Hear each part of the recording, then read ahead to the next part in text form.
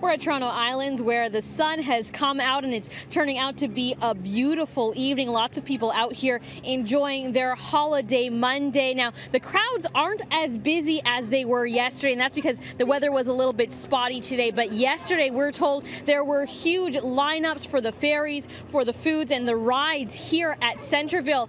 Now, the City of Toronto tells us they transported about 32,000 people across the ferries this holiday weekend. And we spoke to some people who were excited to finally get to the island after it's been closed for 3 months because of flooding. This is the first long weekend that it's been open, and some visitors from abroad told us that they have some lucky timing here and they're excited to get a chance to visit the island.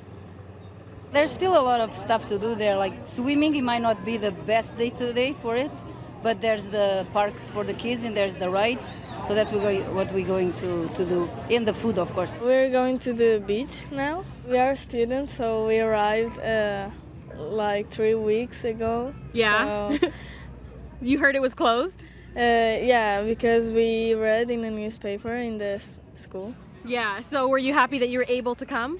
Yeah.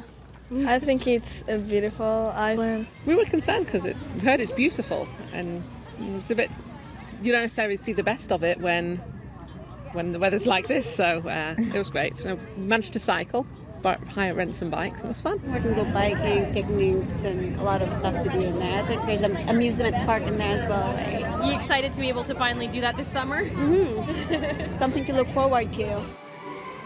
This is the first long weekend that it's been back open, and they're happy to finally be back in business. They tell me that they lost a lot of their staff at the beginning of the summer because they just couldn't wait until the park was open, but they have now hired 150 new staff, some of which they're still in the process of training.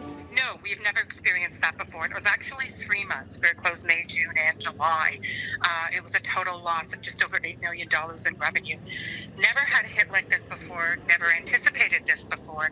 So, it's a lot to recover from. We won't be able to recover.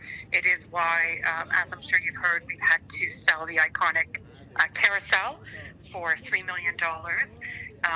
Just to help us keep going and stay afloat and ensure that we're here for 50 more years. This is our 50th anniversary. Certainly didn't expect to be celebrating this way, that's for sure.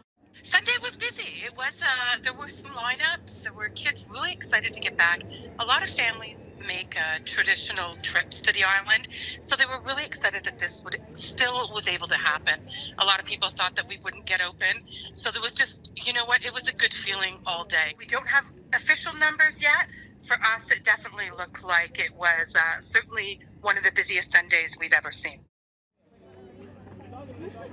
Now, they're hoping that trend will continue through to August, and one of the ways they're hoping to entice people to come to the island and check out Centreville is they're offering a free seasons pass for next year when you buy a seasons pass for this year. We're told 32,000 people made their way across the ferry this weekend, and they're hoping that those crowds can continue through the rest of the summer.